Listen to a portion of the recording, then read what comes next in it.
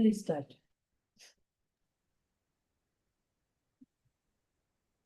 Welcome all. On behalf of MAHAIP, myself, Dr. Manish Tiwari, Professor in Pediatrics, GMC Nagpur, would welcome you all to the fifth episode of Friday Ka Punch, Become a Sherlock Holmes and Crack the Case. At the onset, I would uh, congratulate Dr. Sheikh sir for continuing this PG activity, which is very essential for all the PG students as well as for all the clinical practitioners.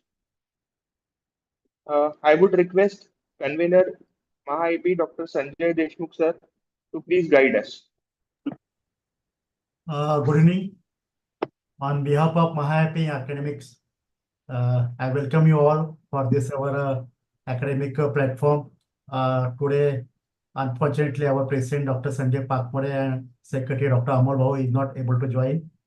As a convener, it's my responsibility to welcome you all. And it's a vacation mode, but MAHAIP platform never has any vacation. Thanks to our scientific team, Dr. Minaj Bhai and Dr. Manish and all members. And this is the platform where everybody look after to give chance to the most interesting presentation by young pediatricians from different institutes from Maharashtra. And today we have the presenter, Dr. Pawar from our own EB member, Dr. Rajesh Kulkarni sir. So it was a very interesting thing. I welcome Dr. Nandesh sir. He's joining from Karnataka, and Dr. Ashwini Agrawal from Raipur. And I welcome the expert, Dr. Keshwani sir, Dr. Deepa Firke madam. Hello. And we will have the interesting case discussion today. So welcome and thank you. Thank you, Deshmukh sir.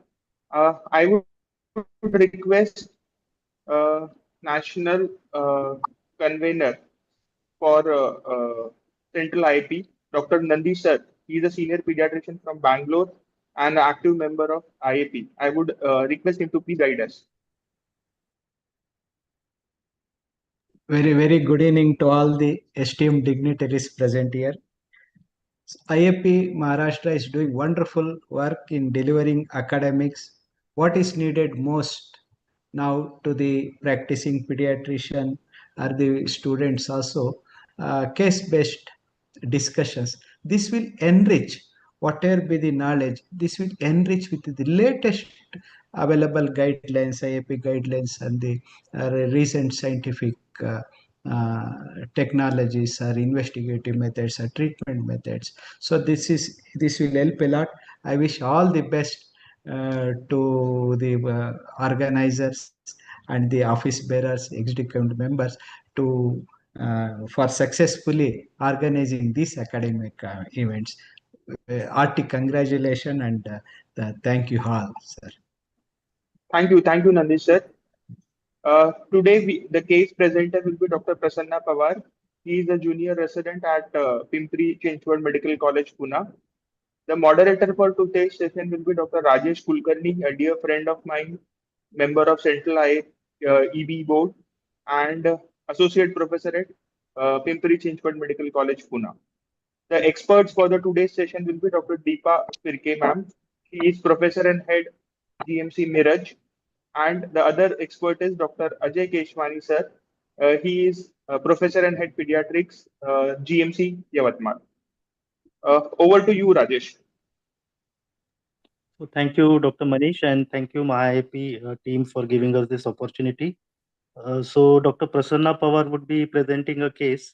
It's a young adolescent boy who has come with respiratory symptoms. And I would ask Dr. Prasanna to straight away start with the case. Thank you so much. Thank you, sir. Sir, am I audible and visible? Yes. Yes, you are audible.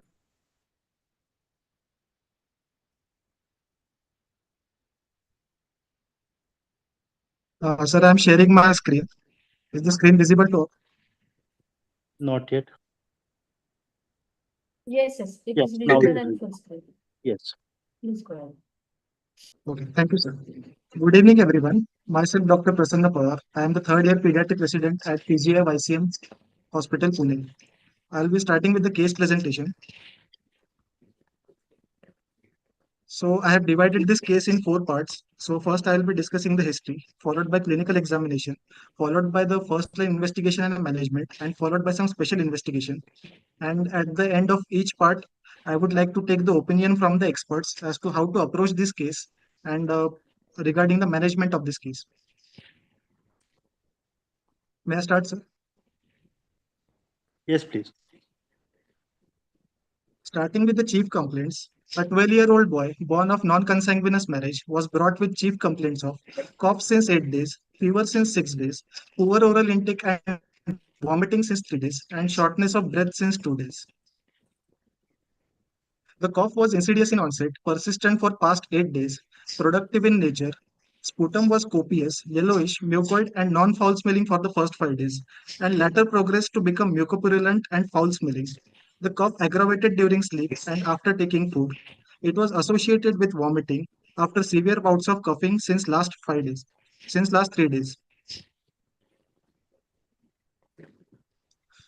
On day of illness 3, patient started having fever, which was acute in onset, intermittent in nature with 3 to 4 spikes per day, initially low grade and later progressed to become high grade fever 2 days before the admission. The fever was associated with chills and it was relieved on medication. However, the interfebrile period patient was sick looking. Over the past 3 days, patient had poor oral intake and vomiting post-feed, and subsequently he developed difficulty in breathing, which was insidious in onset and gradually worsened over past 2 days, with mother complaining of rapid and noisy breathing with indrawing of chest. Moving on to the negative history, there was no history of runny nose, sore throat, no history of mouth breathing, snoring, difficulty in swallowing, or hoarseness of voice, no history of blood in sputum or evening rise of temperature, no history of bluish discoloration of lips or extremities, no history of altered consciousness or convulsions, no history of trauma to chest.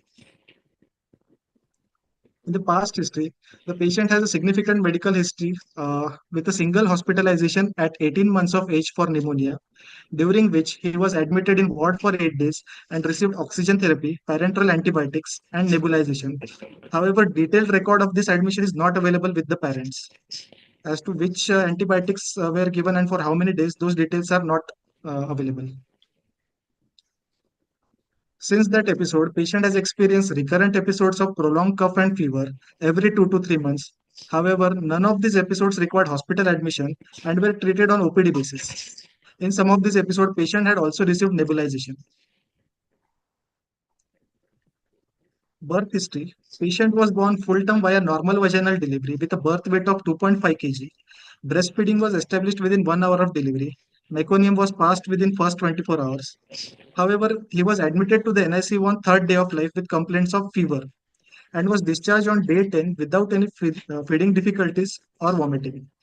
The documentation for the same of this NICU history is not available with the parents. Family history, the patient is fifth child born out of non-consanguineous marriage, and there was no history of similar complaints among the family members. There was no history of TB contact in family, no history of bronchial asthma in family. The pedigree chart for the same is given on the right side. Immunization status, patient is completely immunized till 10 years of age according to National Immunization Schedule. Patient has achieved all the milestones as per age, and socioeconomically, patient belong to lower middle class family according to modified Kupuswamy scale. Diet history. For a required 2000 calorie per day, patient was consuming 12 kilocalories with a deficit of 40%. And for a required 30 gram per day, patient was consuming 21 grams with a deficit of 30%. To summarize the history, a 12-year-old male child with presenting complaints of cough for 8 days, fever for 6 days, poor feeding and vomiting for 3 days, shortness of breath for past 2 days, with a medical history of hospitalization at 18 months of age for pneumonia, and with recurrent episodes of prolonged cough and fever since early childhood, and with no family history of tuberculosis or asthma. With this history in mind, I would like to ask the expert about their first impression about the case.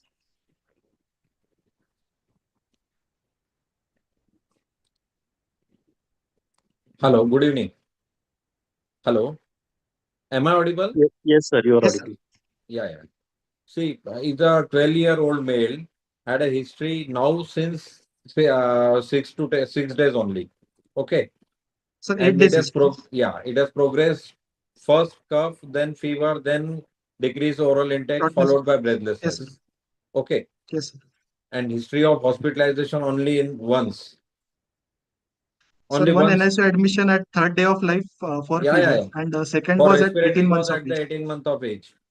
Okay, Yes, sir. but in between he has getting recurrent episodes of the Coughs. respiratory tract infections, we can say, off and on, but Yes, never needed hospitalization.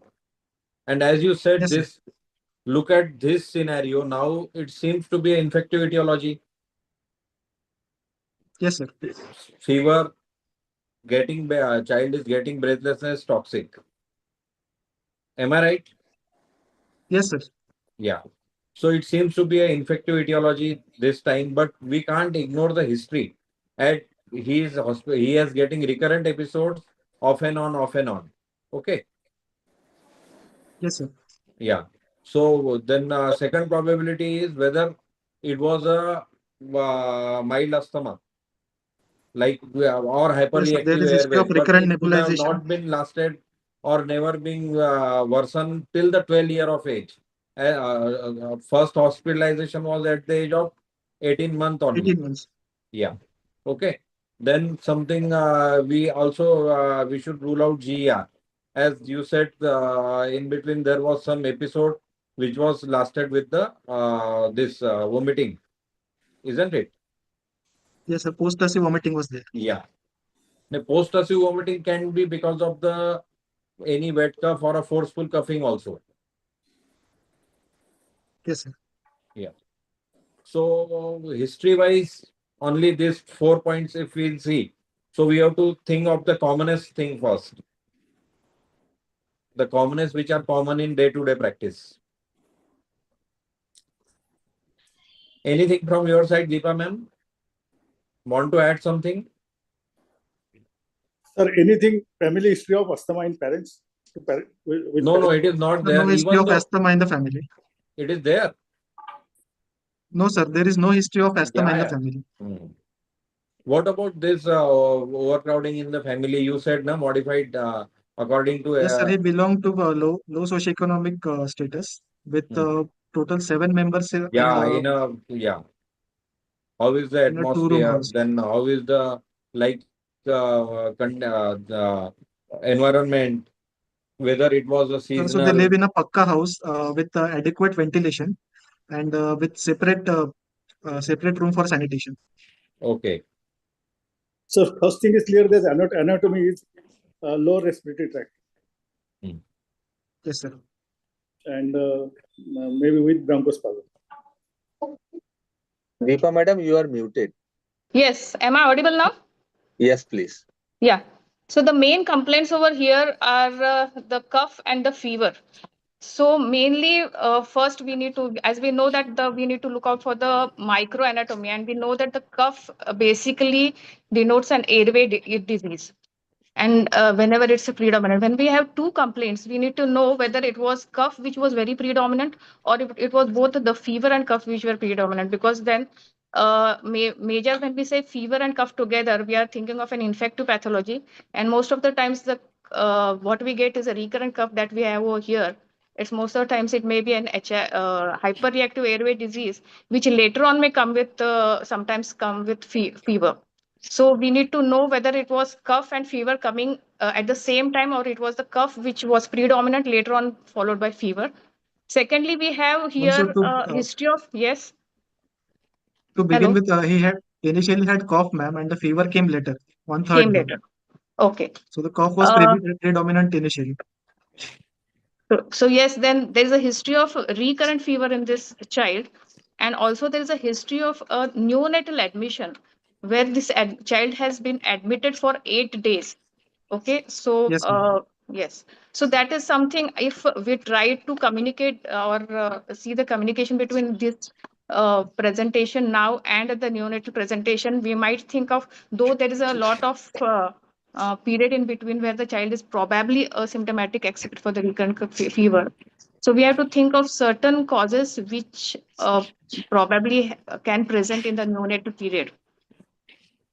And at the same time, this child also has a recurrent fever. Whenever there's a recurrent cough, most commonly it is one common is the HRAD, that is the hyperreactive airway disease. But there is no family history of atopia or asthma in this patient. Secondly, there's only one admission of a lower respiratory tract in this child. The most of the recurrent cough that is there. So we need to know whether this recurrent cough is secondary to many times it may be some aspirations or some anatomical defects in the respiratory tract, because of which these children may have recurrent cough. I will also like to know whether there's a history of failure to thrive in this child, because if this child does have this recurrent symptoms and with failure to thrive, we have to think of something that is going on consistently in this child. So I would interrupt here.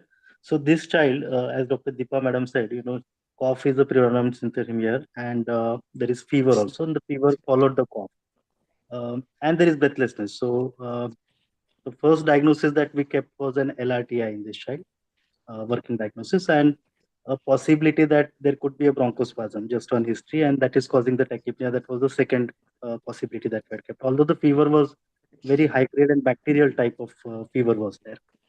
The second history that was very important in this child was there were only 4 to 5 episodes per year of URTI, and except for the 18-month admission, there was no other LRTI when he really had to get admitted to hospital. And as we know, 4 to 5 episodes of URTI is considered as normal. It's normal. Yeah. So there is no history that suggests that really he had, a very prominent disease that is ongoing. So on history, we thought that, this is the second episode of pneumonia that this child has. So that was our first thinking really. And this child does have productive cough since the day one. Yes, So ma'am. The Prasanna, cough is can you go productive back since to day one, the and slide? it was mucoid Yeah, in yeah. So it was initially it mucoid was initially, and later became mucopurulent. virulent, yeah.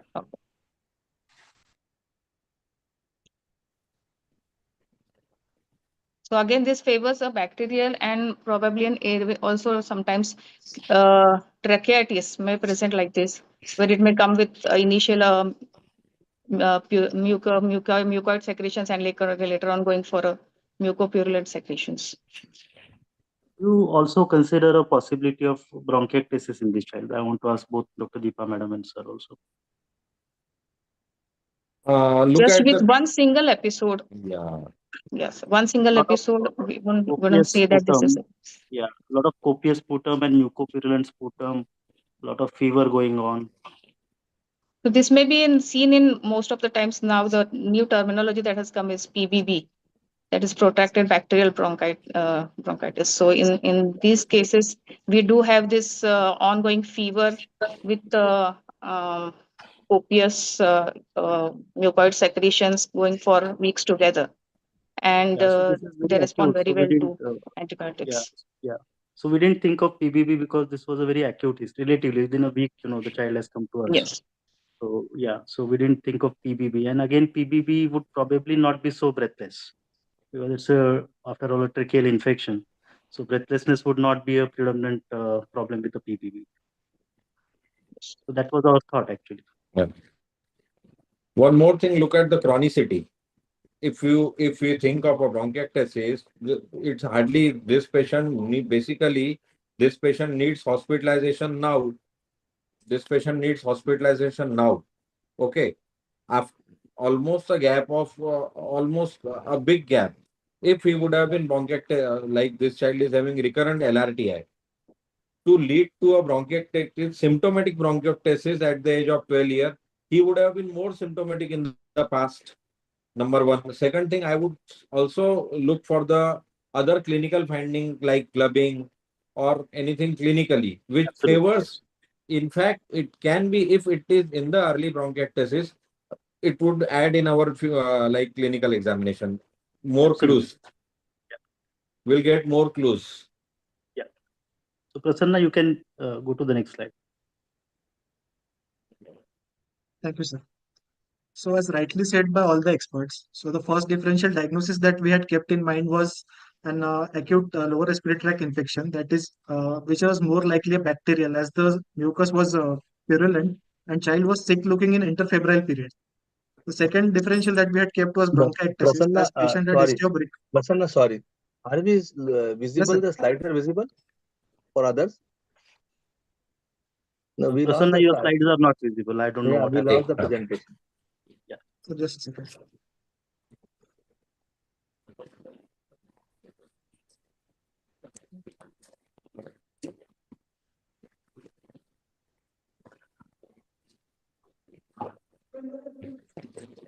Sir, is it visible now? Yes.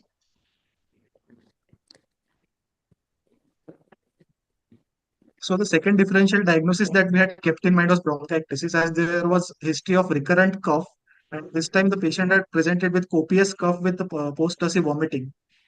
The third differential that we had kept was hyperreactive airway disease, as patient had a past history of receiving multiple nebulization on OPD basis. However, he was never started on meter dose inhaler. The fourth differential that we had kept was pulmonary tuberculosis. Although there is no history of COX contact in the family, but given the setting, the patient belonged to lower socioeconomic status and belonging to endemic area with history of recurrent cough, we kept a likely possibility of pulmonary tuberculosis. And the last differential that we had kept in mind was it could be either primary or secondary immunodeficiency, as the patient had history of recurrent upper and lower respiratory tract infection. Pulmonary tuberculosis For really pulmonary not a good tuberculosis, I think, copious sputum. Yeah, because it copious doesn't fit sputum. in the Absolutely. definition of So, presumptive pulmonary yeah, tuberculosis. so it will not really be a top diagnosis. I would keep it Yes, very much lower on the Yes. cards. yes, sir. Prasanna, With those weight, differentials in mind, Prasanna, how much is the weight of child? Weight of the child? sir, I've discussed this in the And the anthropometry. anthropometry, okay. Okay, because as you said, na immunodeficiency. Yes, So sir. we also need to Yes, think sir. The of child was definitely underweight. His weight was in between third to 10th percentile. Okay, For 12 years, his weight was around 25 kgs. okay. Moving on to the general examination, the child appeared fatigued and tachypneic. His vitals were as follows. The temperature was 103 degrees Fahrenheit. Heart rate was 125 beats per minute. Respiratory rate was 36 breaths per minute. The blood pressure was 110 by 70 millimeters of mercury. The saturation was 88% on room air, which improved to 98% with 5 liters per minute of oxygen delivered via face mask. The peripheral pulses were well felt, and there was no pallor, cyanosis, icterus, clubbing, edema, or lymphadenopathy.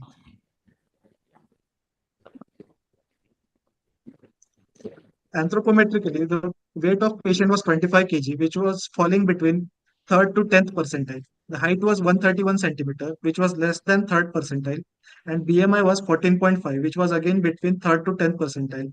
So based on the anthropometry, child was definitely underweight. The height was stunted, and BMI was also in the category of underweight. So this signifies there could be a chronic illness in the setting because of which the child is getting recurrent infection. This is the combined growth chart for the same. So here we can see the weight is falling between third to 10th percentile, while height is less than third percentile. Moving on to the systemic examination, I will start with the respiratory system. On examination of upper respiratory tract, there was flaring of nasal alveoli. There was no tenderness of frontal or maxillary sinuses. There was no congestion of posterior wall of pharynx, and there was no inflammation of the tonsils. On examination of lower respiratory tract, on inspection, the chest is symmetrical. Trachea appears to be in center. There was subcostal and intercostal retractions seen along with the use of accessory muscles of respiration, mostly the sternocleidomastoid muscle, and there was no scar, sinuses, or dilated veins seen. On palpation, there was no tenderness, no local rise of temperature. The position of trachea was central. Chest expansion was equal on both sides, and the vocal frematus was increased on right side. On percussion, to the right side, there was dullness, especially in the mammary, infraaxillary, and infrascapular area, while the other areas had a dull note on percussion. were resonant on percussion, while the entire left side was resonant on percussion. On auscultation, the air entry was markedly reduced over right side, especially in the mammary, infraaxillary, and infrascapular area, and minimal crepitations were heard on the left side, and there was no wheezing heard anywhere. The other systemic examination were unremarkable. The first and second heart sound were heard with no murmur. Abdomen was soft, non-tender with no organomegaly. The higher mental functions were normal with no sensory or motor deficit. To summarize the clinical examination, on general examination there was high grade fever, tachypnea, tachycardia. On respiratory system there was flaring of a nasal alveoli with chest retraction. There was use of accessory muscles of respiration. There was dull note on percussion over right mammary, right infraaxillary, and right infrascapular region, and there was markedly reduced air entry on the right side. So based on the history and clinical examination, I would like to take the opinion of the experts.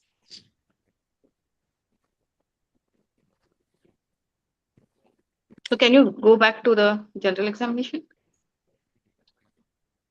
Yes, ma'am.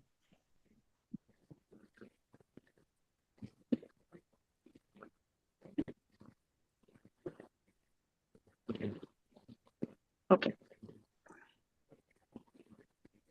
So here, the important points to note over here is there is definitely this child is having signs of respiratory distress.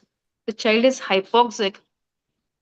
And very important, there is no cyanosis and no clubbing in this child, which we were worried about because of this recurrent, this child does have an anthropometry. This child is definitely undernourished. So considering the recurrent symptoms and failure to thrive, there's something ongoing since the childhood. And now at present, this child is presenting with signs of pneumonia. So which is probably involving the right side. So I would like to know the chest X-ray. I would like to see the chest X-ray to see which lobe is involved.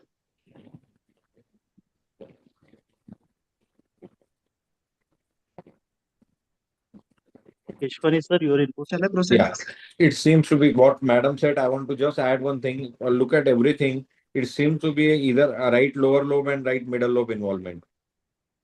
Maybe a consolidation. Yeah, so acute bacterial pneumonia involving the Yeah. right side. Yeah. Yes. As right memory, right infraaxillary with So- right infrascapular with So middle lobe and lobe. with intercostal and subcostal retraction. Would you consider the possibility of a empyema here, sir? Because there is dullness on percussion, the air entry is reduced. There are no foreign sounds on the right side. No, he said the crackles. On the left side, there are No, sir, there crackles. were no crackles. So the Oh, air entry Chief was Doc, almost sir. absent on the right Empa- side. Prasanna, can you repeat the auscultatory finding, please? Yes, sir. RS, respiratory. Yeah. Yes, sir. So the air entry was Markedly, very okay. reduced on the right Markedly side. reduced on the right side. Okay, yeah. Minimum, okay, might be possible, sir. Was there any tracheal shift? There's No, sir. The trachea was centrally placed. There the was no shift in tracheus. mediastinum. Did the child have any chest pain or local tenderness? No, ma'am. There was no local tenderness or chest pain. So I would still not think of an empyema in this child because the trachea is central and no tenderness. So still, I would consider the possibility of a pneumonia only.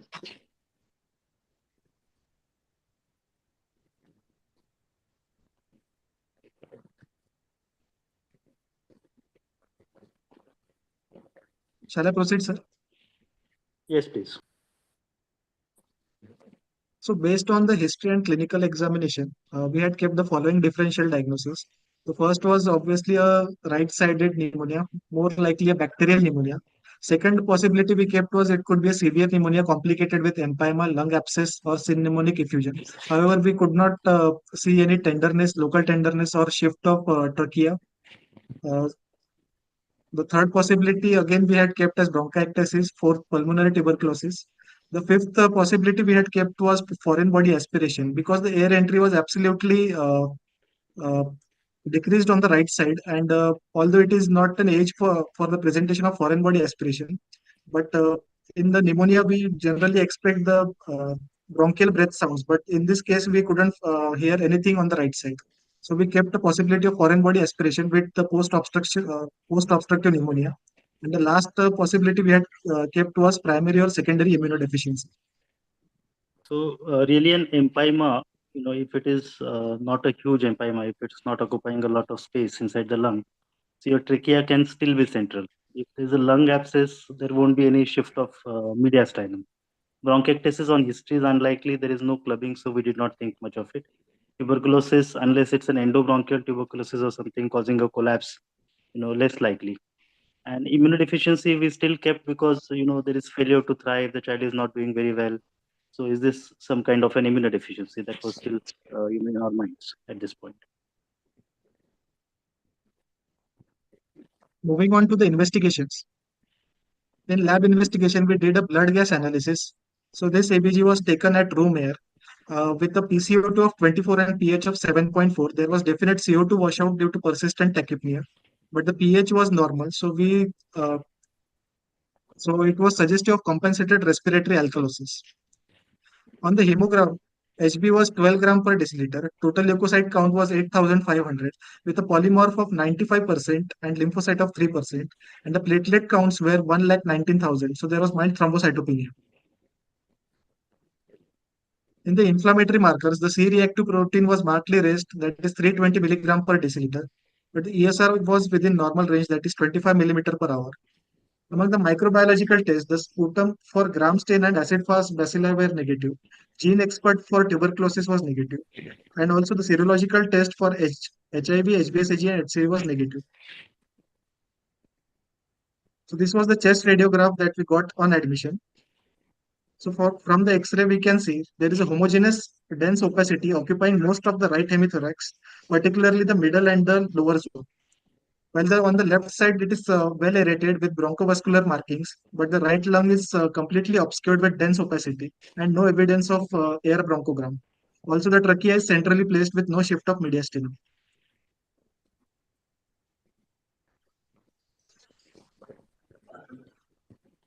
Given the presentation, X-ray and lab investigation, a provisional diagnosis of acute right-sided bacterial pneumonia was considered. Keeping this diagnosis in mind, we admitted the patient in pediatric intensive care unit.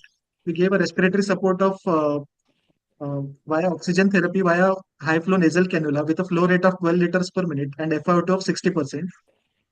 Also, we started the patient on empirical broad spectrum antibiotics, that is ceftriaxone and vancomycin, and we gave a supportive care that is antipyretics and chest physiotherapy. So we continued the treatment for 3 days. On day of admission 3, the patient continued to have persistent respiratory distress despite HFNC support. So we escalated to ventilator CPAP, and we kept the pressure settings on higher note, that is a PIP of 14, PEEP of 5, respiratory rate of 25, and FiO2 of 60%. Significant clinical improvement was seen post ventilator CPAP. However, the patient continued to have excessive coughing with post-acid vomiting and persistent high-grade fever. Also, the blood culture and the sputum culture that we had sent on day 1 had shown no growth. And this was the chest X-ray on third day of admission. So there was no significant improvement on the X-ray, and still we can see the dense opacification on the right side with no shift in the mediastinum, while the left side is well aerated with bronchovascular markings. So I would like to ask, how do we approach this case further? Have we done a chest ultrasound in this child? No, sir. No, ma'am, not yet. We have not done. On day 3, we have done. So I think first we would go ahead with the ultrasound chest to see whether there is any fluid, because though the findings are suggestive for pneumonia, but like almost the whole right side is Pneumothorax. involved. Yeah. And we should be ruling out an empyema now in this child. So ultrasound will be the next investigation to be done. Dr. Prasanna, maybe you can show the ultrasound findings next. Before that, Prasanna, even we can have a like cross-table X-ray also. If you want to look for the pleural and parenchymal thing, that also can be ruled out. Cross-table view, which Sir, you want to nowadays see no the one do. X-ray again? Yeah. No, No, go this to is the ultrasound, Prasanna. yeah. So as ma'am rightly said, we thought it could be a complicated pneumonia, and there is a possibility of synpneumonic effusion or empyema. So we did a ultrasonogram of thorax. On thoracic ultrasound, we revealed a minimal right-sided pleural effusion with minimal pleural thickening of 4.5 millimeter and a collapse consolidation.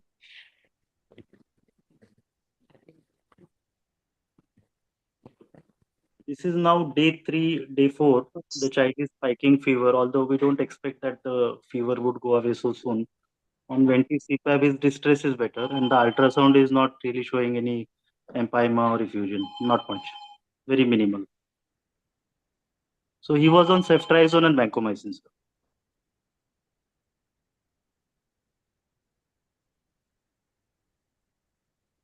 We should, because there's now considering this, we are thinking of a bacterial pneumonia, but there are certain viruses which may present like this, like an adenovirus, which may come with a very high CRP and may come with such type of presentation with an effusion lasting and a very severe and rapid course. So Absolutely. adenovirus is something that we should be thinking of. We sent a biofire on this child, and it has come negative for adenovirus. Madam, mycoplasma. Sir, we had sent the whole respiratory pathogen panel for RT-PCR, and none of the organisms were detected in that RT-PCR. Mycoplasma, usually the child would be less sick and the X-ray would be very bad, and walking pneumonia kind of thing. Although in some cases we might get even empyema. 10% of kids Now we can are get getting certain cases where yeah, they're 10% like, of kids it's can not get a empyema. typical walking Absolutely. pneumonia, but they're very serious cases. Yes, yes. So again, you know, there were no extra pulmonary manifestations. That is against. And The age might favor mycoplasma, but then there are no other extrapulmonary manifestations in this child. so Dr. Meena sir is asking, was this an upper respiratory specimen? Yes, sir. It was an upper respiratory specimen that was sent. Again, that yes. So that's very important because they are definitely sometimes, most of the times may not correlate with the pathogen. Absolutely, yes. So Basic question is, it is community, is it CAP or hospital acquired? So this was CAP because the child came from home. There was no admission beforehand. Before this episode, you know, he was not admitted anywhere else. So he came from the community. So it is a CAP only. So Prasanna, you know, further, you know, what happened was day 4, day 5, we waited. And So this child was despite the still standard treatments, sir, and on USG thorax, we were suspecting that this could be a complicated pneumonia. Also, the X-ray findings were very atypical, so we did the USG thorax, in which we didn't find any much fluid or any empyema or pus. So we decided to go for a HRCT thorax to look for detailed anatomy of the lungs to see if there is any anatomical defect or any other pathology. So the next investigation that we did was an HRCT thorax. In HRCT, we saw there was extensive right lung hypodensity that we can see in the film, which was associated with mild pleural effusion. And also there was collapse consolidation and segmental bronchial narrowing. Also, the right main bronchus was mildly collapsed.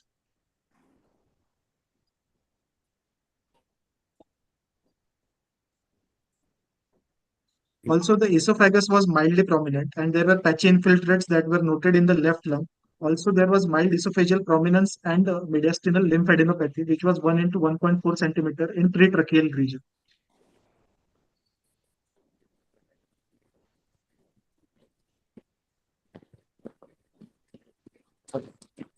HIV status, Prasanna? Dr. Sir, Prasanna? HIV status we had done, it was negative, sir. Negative. Serological test was negative. Okay, H1N1? Sir, H1N1, that was in the RT-PCR panel only we had done, which has all came negative. It covers all the respiratory pathogen. Okay. Can you go back one slide? From this one? Yes. So there is a bronchial narrowing in bronchus. Even CB net negative, na? Yeah, CB net is Yes, negative, sir. The sir. gene So we were expert for wondering, sputum was negative. we were wondering if we'd find some lung abscess or something explaining the high fever in this child, or something compressing on the That right is main what. There's a bronchus. bronchial narrowing, and even the right main Yeah. bronchus So is that is collapsed. why we So did some CT. compression somewhere, Yeah, like yeah, an endobronchial tuberculosis, yes, but then we could have. yes. Yeah, so that is what we were worried about. But unfortunately, the CT was just showing a collapse consolidation, and there was no compression on the bronchus. So, so we were kind of stuck here. So what would be the next step? Dr. Deepa madam and sir also can. Bronchoscopy might be the next All right. step. So Dr. Prasanna, you can proceed, please. Any non-invasive thing we can think of before that?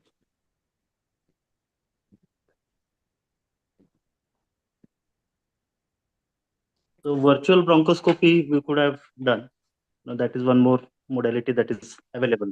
So 3D Sir, reconstruction and virtual bronchoscopy. we can't ignore the paratracheal lymph node of 1.4 Yeah. centimeter. So Yes. So we we need thought to that think of something more yeah. rather than tuberculosis. Yeah, so we thought that is that would be probably a consistent with any infection, whether it's a bacterial infection, the lymph nodes would enlarge really, and they are not compressing on any structure.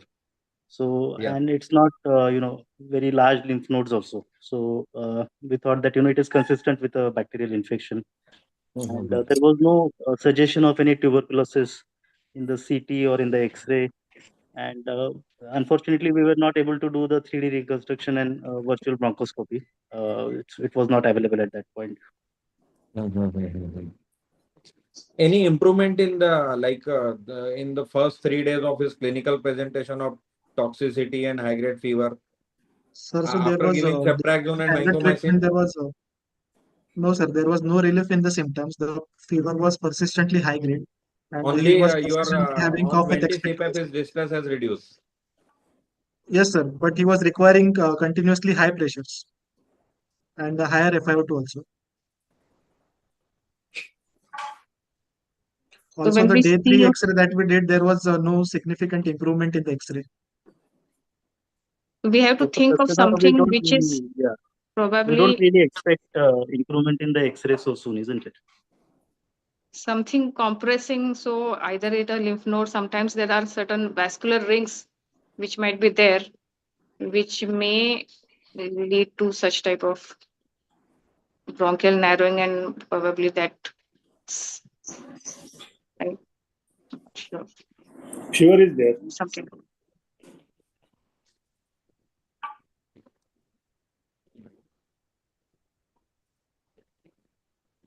Was a bronchoscopy done in this child? Yeah. So Dr. Prasanna, as experts have suggested, we did go Yes. ahead with the bronchoscopy. So maybe you can go to Ma'am, the can I bronchoscopy. just one more thing? Can we go something anything remaining in the non-invasive thing before bronchoscopy? Like mm, even So the bronchoalveolar reconstructive CT lavage. was not available. Ball can be. Yes, bronchoalveolar lavage, but for that also we need a scopy. Yeah, we'll have to do Non-invasive Bronchoscopy. only. So because the child was not improving, so we thought that maybe a bronchoscopy could be answer, and we could get a culture of the secretions also. BAL also would be useful. So we went ahead with a bronchoscopy. So Dr. Prasanna, you can proceed. Yes, sir. So despite the standard treatment, the patient was persistently having respiratory distress requiring higher modes of ventilation. And there was also extensive right lung hypodensity with associated mild pleural effusion, collapse consolidation, and segmental bronchial narrowing, and the collapse of right main bronchi. And there was persistent fever and cough with expectoration with post-tussive vomiting. So the next plan of action was we decided to do a diagnostic bronchoscopy to rule out whether there is a endobronchial tuberculosis, whether this is due to foreign body, as there was a collapse consolidation on the right side. So this could be a post-obstructive pneumonia also. Also, we thought it could be due to neoplasm as the right bronchus was collapsed. It could be an intraluminal luminal or extraluminal neoplasm which was obstructing the lower airway. Also to rule out any anatomical defect in the lower airway, like any tracheobronchomalacia or bronchial stenosis or any fistula. Bronchoscopy would have been also useful in obtaining the bronchoalveolar lavage for TB, fungal or non-tubercular mycobacteria PCR and cytology. The second investigation that we thought of was doing immune workup for recurrent and chronic infection. That is the serum immunoglobulins and neutrophil functions. And the third thing we thought of was doing pH probe, that is barium swallow gastrographin or esophagogram to look for any gastroesophageal reflux disorder or to look for any anatomical defect in the upper GI tract. So we went ahead with the diagnostic bronchoscopy first. I would agree with the diagnostic bronchoscopy, but then I'm still not sure whether we should consider immunodeficiency in this child.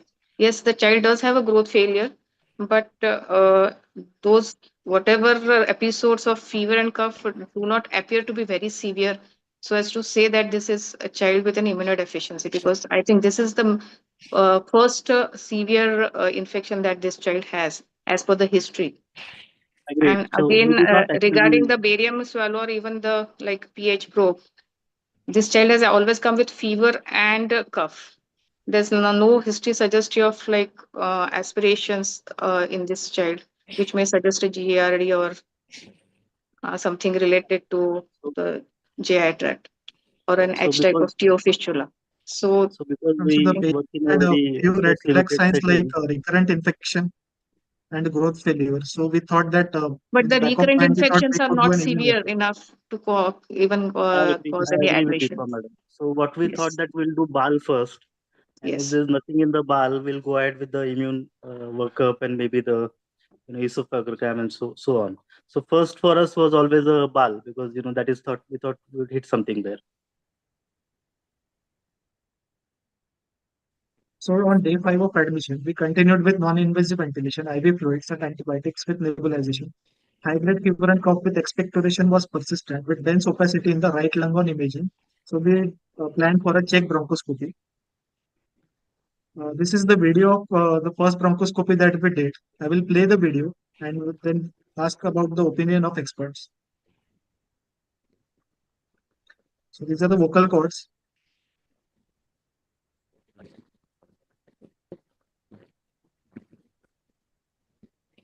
And now we are into the trachea.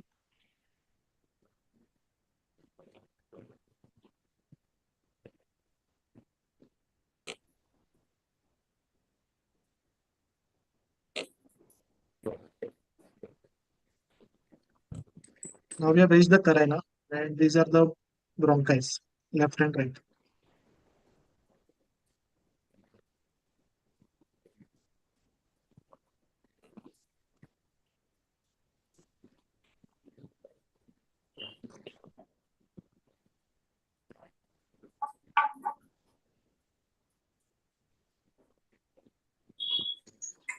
So after looking at the bronchoscopy, I would like to ask the expert if they find any significant pathology in the video.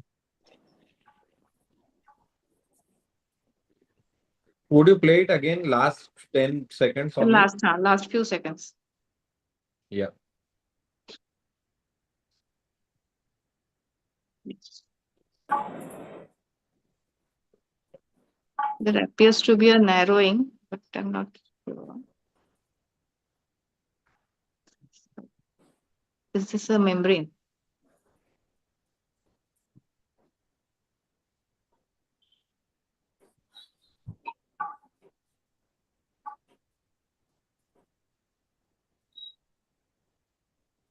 So there appears to be some Should I white, play it again, probably ma'am? some necrotic material, or I'm not sure whether it's some membrane seen over there at the carinal region.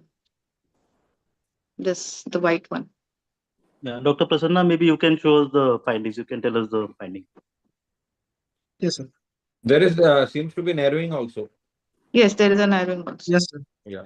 In the So later as we have part. reached the lower part Yeah. of the airway, sir, here we can see we have reached the carina. So Yeah. the Yes. left side is open, but the right side is filled with a lot of mucus and debris. Yeah. Hmm. You have more of a pustular So the secretions. left side is visible, but the right side is completely blocked, as we can see here.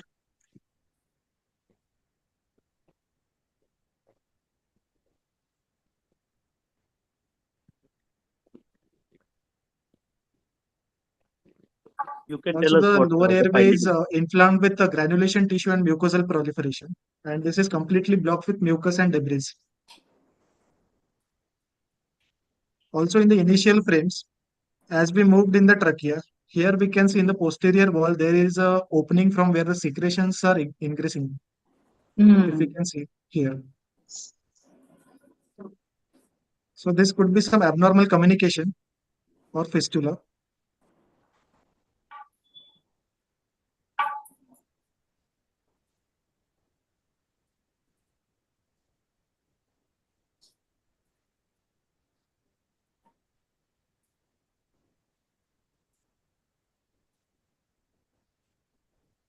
So these are the bronchoscopic findings. The right main bronchus was significantly narrowed and irregular, and there was granulation tissue and mucosal proliferation, which suggests that this is a chronic inflammation or infection. And the lumen was almost occluded in some frames, explaining the collapse consolidation that we have seen on the imaging. And also in the initial frame, we have seen an opening which was suspicious of tracheoesophageal fistula. As there was intermittent bubbling and secretion ingress suggestive of communication between trachea and esophagus.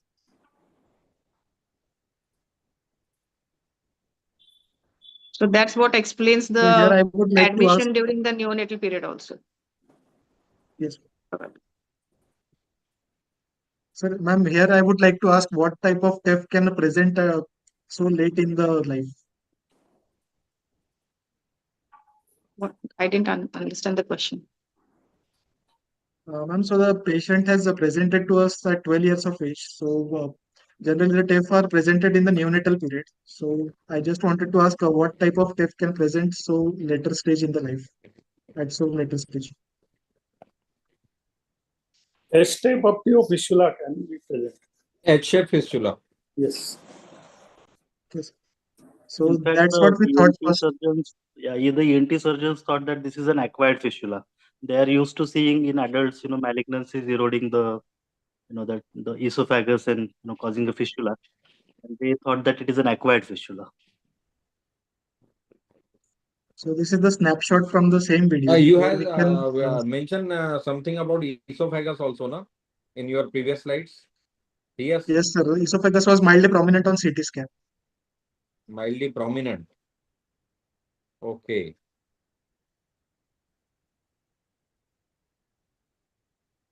So this explains the recurrent infections, the ongoing disease in this child. Mhm. Yes, ma'am. So the ENT surgeon confirmed the H-type tracheoesophageal fistula in the posterior wall of trachea. And as we went further down, the right main bronchus was filled with a lot of pus and some food particles. So they also found some rice grain particles in the right bronchus. So they tried to suction out all the pus from the right main bronchus. However, patient went with sudden bronchospasm with a rapid fall in oxygen saturation along with bradycardia. So they had abandoned the procedure in between. And we stabilized the patient and shifted back to PIC. Also, the pus collected from bronchoscope was sent for culture, which later grew Klebsiella pneumoniae. This is the culture report for the same. You can see the sample has grown Klebsiella pneumoniae and it was sensitive to all the first line antibiotics. So we continued with ceftriaxone and vancomycin. After stabilizing the patient, patient had a symptomatic relief post first bronchoscopy. So we planned a repeat bronchoscopy after 2 days to confirm the type and location of fistula, and all the secretions and pus was also suctioned out from the right main bronchus. In the second bronchoscopy, the sample that we had sent, it had grown two different organisms, that is Citrobacter frundi and Klebsiella pneumoniae. So this is the second bronchoscopy video. I'll play it.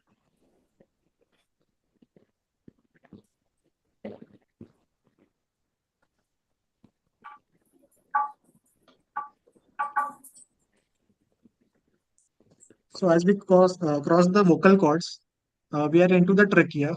And as we went further down in the posterior wall here, we can clearly see the fistula in this video. So this was the abnormal communication.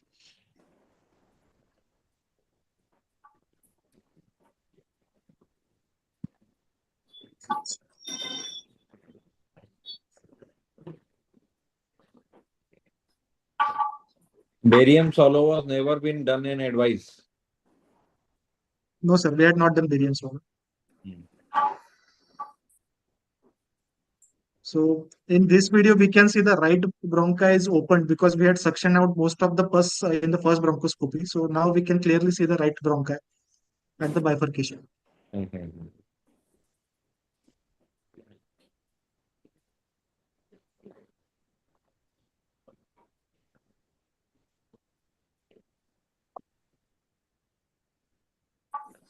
But fortunately, he never need hospitalization in the 12 years. Yes, sir. Only That for was very the first surprising that the episode. patient was That is a admitted very, only 2 times in his life. yeah. So there was there any history of feeding difficulties? No, In- the breastfeeding History was of cough established in this within child. 1 hour. Yes. But then And is history there of any cough in this child, a detailed history of cough in this child would have probably given us more clue that probably whether it was associated, related to food, after food, or some vomiting episodes. antenatally Usman had hydromnia, mentioned in the history polyhydramnia? of presenting illness that the cough had aggravated during intake of food and also during sleep, that is in lying down position. Sir, was there any history of polyhydramnia? No, sir, antenatally there was no history of polyhydramnios. Yeah, but And there was even no though feeding difficulty at birth also. Feeding was established within 1 hour. Also during the NICU admission also there was no history of vomiting or feeding difficulty. The patient was, according to mother, was admitted only for fever. no, but they have some microaspirates recurrent. But still, it's very much surprisingly he never need hospitalization in that Yes, after 18 month to 12 year of age. yes, sir. So every time he had taken treatment on OPD basis only, some oral antibiotics, nebulization, and some medication for fever. Other than that, he had never been hospitalized. No, but there is a significant failure to thrive. Yes, sir. The growth failure is there, Yeah. Yeah, stunted growth actually, and that is underweight. what prompted us to evaluate that, why this 12-year-old boy is just weighing 25 kilos. And, Mm. why is he having such a severe right-sided pneumonia only? So Mm. we thought, if it was bilateral, then we could have looked at, systemic immunodeficiency Yes, or, systemic IQ Yeah. immunodeficiency. deficiency and Yes. yeah, something like that. But Yes. because it was exclusively right-sided, Mm. we thought it could be an anatomical defect. And in fact, in this presentation, Dr. Prasanna is telling you that the scopy was done on day 5, but we actually did it on day 2 only because, it was like early clinical suspicion. So we did it on day 2, day 3, we did the scopy, the first scopy. Mm. Good. But one more thing is So we creditable were in this able to. child that fistula has been picked up on bronchoscopy itself. And that Yes, sir. may be Yes, not sir. after clearing your first that full of pus on the right side. Yeah.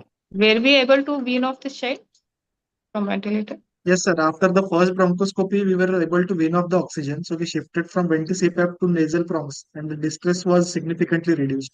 He was maintaining on nasal prongs, and subsequently, we also gave him off auto trial, which he was tolerating well. So what was the further course of event with regard to clinical course post second bronchoscopy? Yes, sir. So following bronchoscopy, sir, the patient experienced symptomatic relief and was transitioned to nasal bronch oxygen therapy. And we can see on the right side the chest X-ray post bronchoscopy. There is significant clearing on the right side.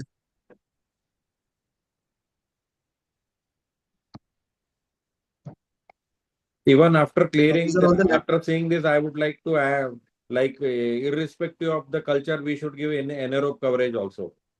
Either metro or Yes, sir. the piperacillin tazobactam, which also has anaerobic coverage. Sir, so the sample that we had got from Bal in the second bronchoscopy, it had grown two different organisms. And this time the sensitivity pattern was totally different. So according to that, we had added the antibiotics. The first sample and the culture report that we had got, it was sensitive to all the first line antibiotics, but here it is showing resistance to most of the antibiotics. So because of that fistula, there might be polymicrobial growth also.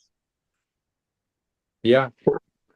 But here it is Prasanna, showing sensitive to piperacillin tazobactam, your first one, Yes, sir. citrobacter. Yes, Because sir. The even though Klebsiella is assume it is HF fistula, but the way he has presented was acute, toxic, 95% yes, sir. neutros, isn't it? Yes, sir. Yeah. So it seems to be acute insult rather than chronic. So Yes, sir. based on the Menan sir? sensitivity report, we had given the sensitive antibiotics for 14 days. Yeah. In fact, this child had some thrombocytopenia also to begin with. Yeah. So even thrombocytopenia goes in favor of gram negative. Yes, gram negative. Absolutely. Yeah. Absolutely.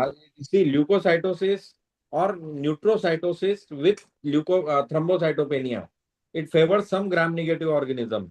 Look at the insult looking acute. Even Kinikar madam and Meena sir, please add on if yeah, you. yeah. I have a couple of questions, if you permit, please. Rajesh? Yes, sir. Yes, sir. Yeah. I want to understand this sensitivity reports, two sensitivity reports, 72 hours apart, are from bronchoscopy. Yes, sir. Yes, Both sir. of the They are from Bharat. samples They are were from taken Bharat. from bronchoscopy. Yeah. So the one organism which is consistent is Klebsiella, right? Yes, sir. And second is Citrobacter. I don't know how to interpret about Citrobacter, but if you see the Klebsiella, this Klebsiella is CRE. CRE means carbapenem resistant enterococci. Okay, carbapenem. So CR, because your Yes, sir. imipenem is resistant over there. The problem is how it got CRE in 2 days. The first was resistant, sensitive to all, and second is resistant to all. This is one question that we have to understand. Number one, and number two, Rajesh, if you this reports belongs to like which lab, the hospital lab or It something is else? our in-house lab. Yeah. It is our lab. Because if you see the cholesterol is never reported as sensitive. Cholesterol is reported as intermediate and or resistant. So how the cholesterol is given as sensitive, that I want to understand. These are the two important questions. If you Right. see the UCAST and CLSI, which talks about the resistant pattern, therein they talk about with regard to cholesterol, it is either intermediate, sensitive or resistant, not sensitive. Agreed, sir. So that we can have a discussion with the microbiology team how they have given Sure. the Sure. sensitive. That's number one. Second thing is really interesting to understand. I mean, organism which was sensitive and 2 days before has become resistant. Probably that is the in all ICU this problem comes. Yeah. And my last question is, what was the clinical course post bronchoscopy and post change of antibiotic? You change the antibiotic thereafter? Yes, sir. We added the sensitive antibiotics as the Like, Klebsiella was resistant to most of the antibiotics that we yeah, had it is given. CRE. So what So antibiotic you started gave? the patient on cholesterol Colistin. You give colistin. Okay, colistin isolate. because he was not responding to our first line, whatever the treatment we had given earlier. He was not responding to that. Sounds good. Okay. And the culture reports were also suggestive of resistant bacteria. In fact, after 48 hours of colistin therapy and the second bronchoscopy, his fever reduced quite a lot. And I think on the third day after the second bronchoscopy, he was shifted to the ward. And I think, yeah. yeah, I And think then probably this is the result of your source control more than yeah, the source control, antibiotic. absolutely, Source Hmm. control. You remove absolutely, yeah, the pus, you remove the whatever debris absolutely, was there, and that has reduced the inflammatory process, the cytokines and all, and probably that has helped the child. So agree, rather than, I mean, it was more of diagnostic and therapeutic both. absolutely, yes, It helped. The Yes, bronchoscopy has helped. Otherwise, you don't expect within 48 hours the child is doing better and next a couple of days is correct, out of correct, what with such a stormy course. correct. Yeah, anything. Yeah, I think. Prasanna, you could talk about the further management that was done. Yeah, We are short of time. I think we have already reached and then a 1 very hour. good. So just Yeah. yeah, so following the second bronchoscopy, we did the X-ray, and on that there was significant clearing on the right side, and also the patient also got a lot of symptomatic relief. These were the laboratory findings that we did throughout the course of admission. So the platelet, which was initially showing thrombocytopenia, it had improved to 1,51,000. Also, the CRP has came down, while the other lab investigations were within normal limit. So the next question was whether this is a congenital or acquired condition. Considering the So the presentation of this child, it appears to be congenital. yes, ma'am. So the differentiating points between congenital and acquired type, the congenital, it is due to the embryological defect, that is due to the failure of separation of esophagus and trachea during embryogenesis, while an acquired type will be secondary to some trauma, malignancy, infection, or intubation. So among infection, we were thinking of endobronchial tuberculosis, but it was less likely. Also, the age of presentation of congenital will be generally in neonatal or infancy period. However, many cases have been reported at more than or equal to 5 years of age. And the eldest patient that has been reported with the diagnosis of H-type fistula was 79 years of age. While the acquired type, it can present at any age, but more commonly it present in the adult age group. In the congenital type, the symptoms are subtle and chronic, while the acquired, it will be abrupt onset. Also, the associated anomalies, congenital type is more commonly associated with other congenital anomalies. However, none of these associated anomalies were seen in our patient, that is the bacterial defect. Also, the location, the congenital type will be higher in the upper trachea and up to the cervical esophagus, while the acquired type is most commonly seen in the lower trachea. So, from the bronchoscopy video, we had seen that the fistula was present in the upper part of the trachea. Also, for the diagnosis of congenital type, bronchoscopy is gold standard, which can be supplemented by contrast study. While for acquired type, we can do endoscopy or CT scan. And for congenital type, surgical repair is enough. While for acquired type, we have to treat the cause as well, and along with that, the surgical repair. Also, on the bronchoscopy, we had seen that there was mucosal proliferation and signs of chronic inflammation. So, this is more probably a congenital type of H-type tracheoesophageal fistula. So after confirming the diagnosis and the location, we had scheduled the patient for surgical repair. So a repeat bronchoscopy was done to confirm the location. Guide wire was introduced through the fistula. A nasogastric tube was positioned in the esophagus, and patient was intubated and prepared for surgery. The fistula location was at T2 level, because of which the surgeon decided to go through trans-cervical approach. So there are two approaches, trans-cervical and trans-thoracic, which depends upon the level of fistula at which it is present. So the fistula was isolated, divided, sutured in two layers. Mylohyoid strap muscle was interposed between the repair structure to prevent the recurrence. The post-operative course was uneventful, and the patient had retained the nasogastric tube for 7 days and was advised to avoid exertion while maintaining proper wound care. This is the intra-op image showing the fistula closure and esophageal anastomosis stage of TEF repair surgery.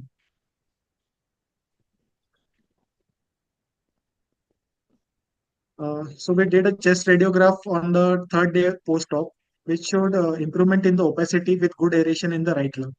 So he was discharged on post-operative day 7, and we follow up the patient after 1 month, during which we saw the patient was asymptomatic with and the physical examinations were all unremarkable. So this is the fluoroscopic swallow study that we did on the post-operative follow-up to confirm that there is no leakage after the surgery. So in the video, we can see there is no leakage or connection between the esophagus and trachea.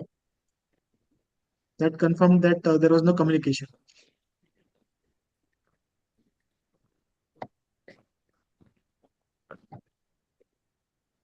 Few words on H-type tracheoesophageal fistula. Just a moment, Congenital type Prasanna. Yes, sir. Apart from leakage, sometimes even strictures we have to look for the more after repairing the Yes, sir. fistulas. We have to look Yes, on. sir. We have to. That is one of the common complications. Yeah, we have to be very vigilant and look about the development of stricture, which usually develop in the neonatal or post-op fistulas. Even Yes, sir. So tracheomalacia. we had followed up the patient. Please continue. Okay. To end the discussion, I would like to speak a few words about H-type fistula. The congenital type, it is the rarest of all TEF cases, comprising of only the 4%, And unlike other tracheoesophageal fistulas, the esophagus is not obstructed in H type. So on the right side, we can see the esophagus. There is no blind pouch in the esophagus, so it is in continuation, and there is a single fistula, single communication between trachea and esophagus. While in other types, there is either proximal or distal blind pouch, or both the ends are connected to the trachea. So these types generally present in in the early neonatal period only.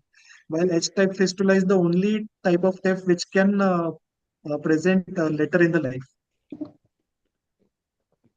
That's why the early diagnosis is challenging and often lead to misdiagnosis. Uh, as many as 60 cases have been reported with more than or equal to 5 years of age, and the oldest reported was 79 years old.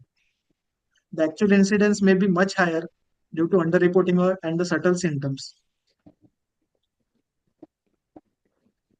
So the signs and symptoms of H-type fistula. In infants, it can present with coughing, choking, and cyanosis, while in the older patient, it can present with persistent cough and recurrent respiratory tract infection.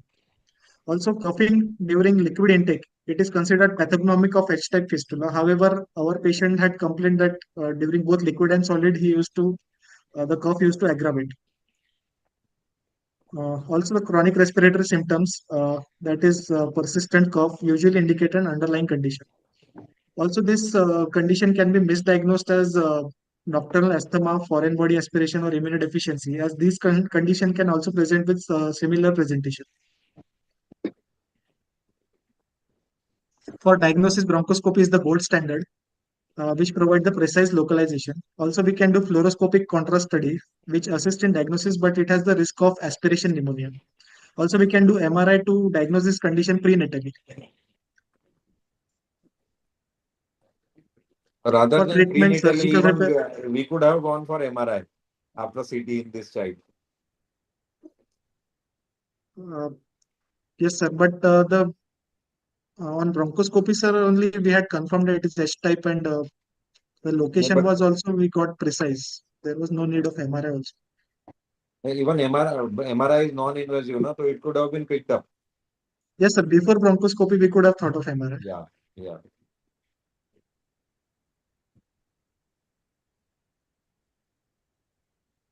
For treatment, surgical repair is the definitive treatment. We can go via cervical or thoracic approach, depending upon the level of fistula. Also, thoracoscopic repair is less invasive option with growing acceptance. And a recent case series have also supported thoracoscopic repair safety and feasibility. However, more studies are needed in this regard. These are some of the post-operative complications. As Sir has said, there could be anastomotic leak, strictures, or recurrent fistula. While the long-term outcome may include GER, esophagitis, dysphagia, tracheomalacia, vocal cord disorder, and also the risk of esophageal malignancy. To end the discussion, I would like to give some take-home messages. So this case underscores the diagnostic challenge of H-type tracheoesophageal fistula. It is often missed due to subtle clinical signs, and recurrent pneumonia and respiratory tract infection in children may be overlooked indicators. So clinicians should also always should consider H-type fistula in persistent and unexplanatory respiratory infection after ruling out the obvious causes. And a timely bronchoscopy can aid in early and accurate diagnosis. Also, the thoracoscopic repair is feasible and minimally invasive treatment option if given in expert hands.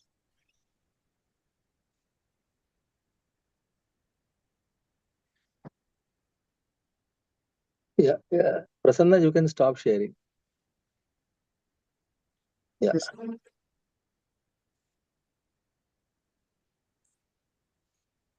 Yeah.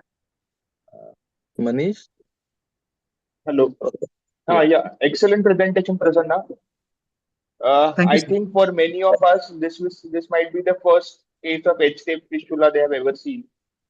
For us, till now, it was more of a theoretical discussion only rather than a practical one. And really, this was a very interesting case. And I would like to congratulate Rajesh for mentoring you for this case and for this excellent presentation. Thank you. Yeah. Yeah. Manish, we have certain seniors with us. We would like to have few inputs from them. I will start from Aarti Kinikar, madam. Madam, your inputs, please. A brief input. Aarti madam? Yeah, good evening. Yeah, madam. I was listening, and it's really a wonderful presentation, and the way Prasanna has presented it. I just Thank you very much, wanted ma'am. to just take some messages from here that the importance of history taking should not be left even if there is any diagnostic advancements, because it's such type of cases when you get it is something which you have to link congenital, which is persistent, which is intermittent, and it is going on to such an extent that it is respiratory plus gastrointestinal. So this is what the approach should be from the beginning, I thought, because the presentations were like that.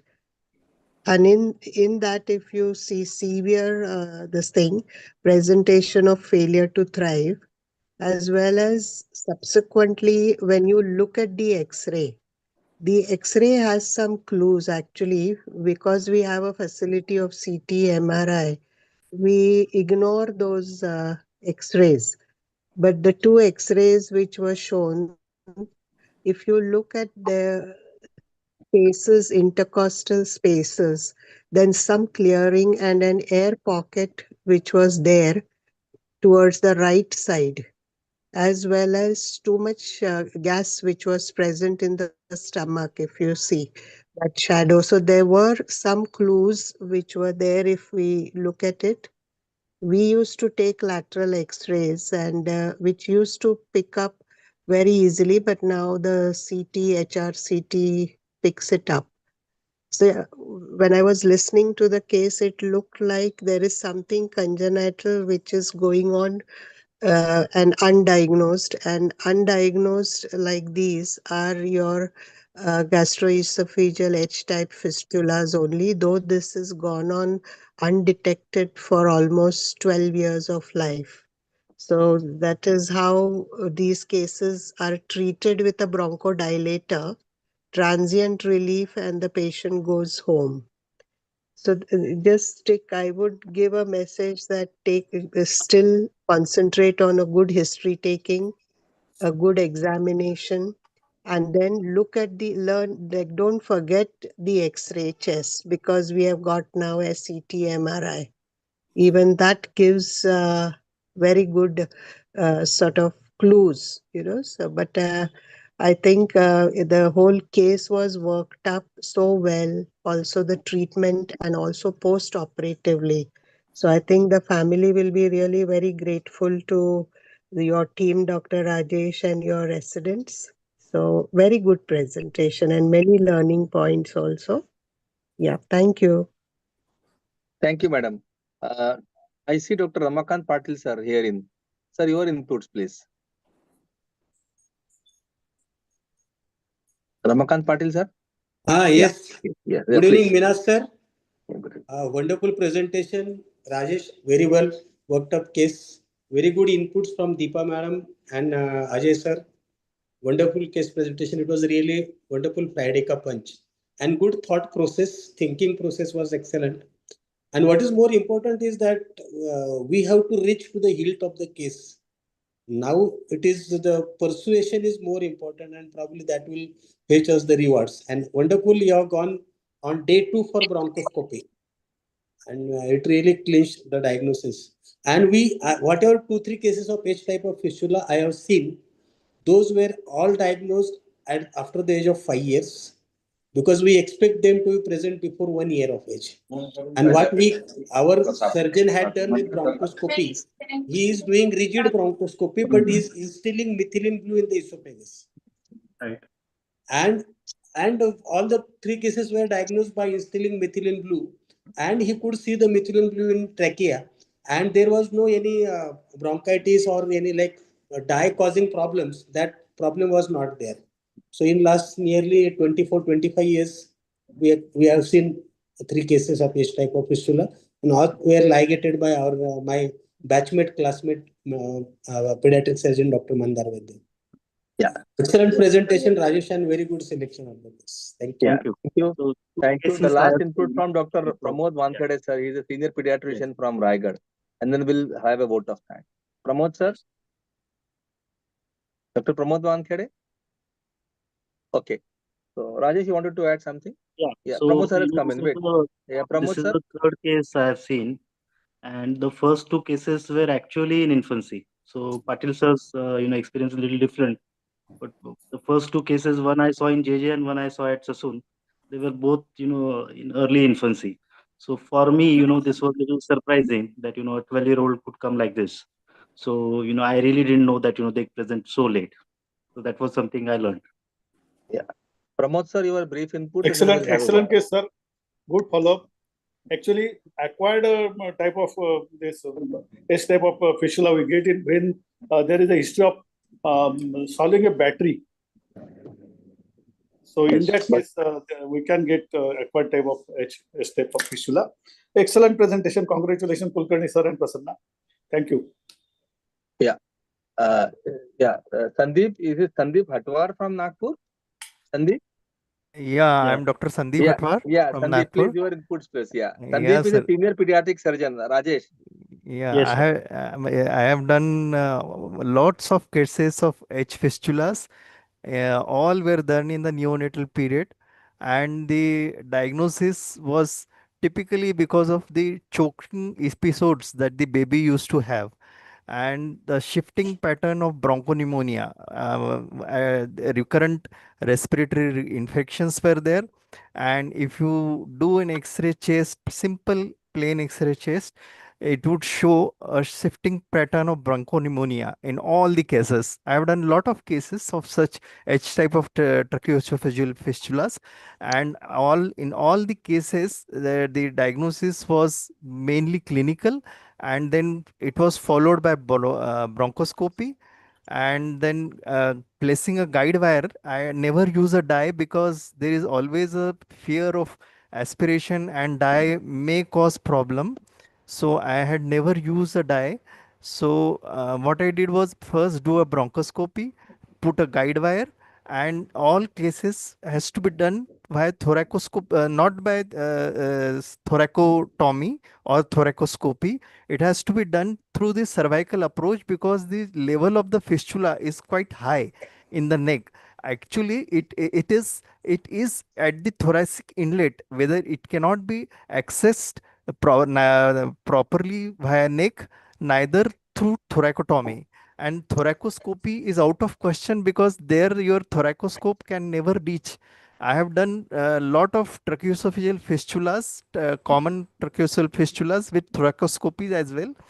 But as far as these H fistulas are concerned, the route is always through the cervical approach. Yeah, Yeah, yeah. it So was Sandeep, really a yeah, great presentation, and I appreciate that. Thank you so yeah, much.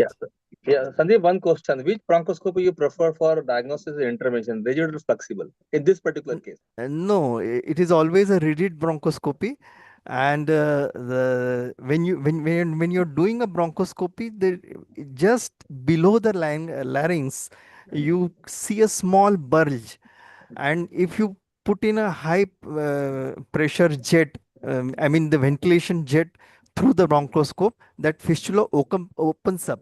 Usually it is not a H fistula, it is a N type of tracheoesophageal fistula, N type. That means the tracheal end is placed at a higher position than the esophageal end, and then when once you locate that, I even do have the videos, and on my YouTube channel I have posted a lot of videos of H fistulas also.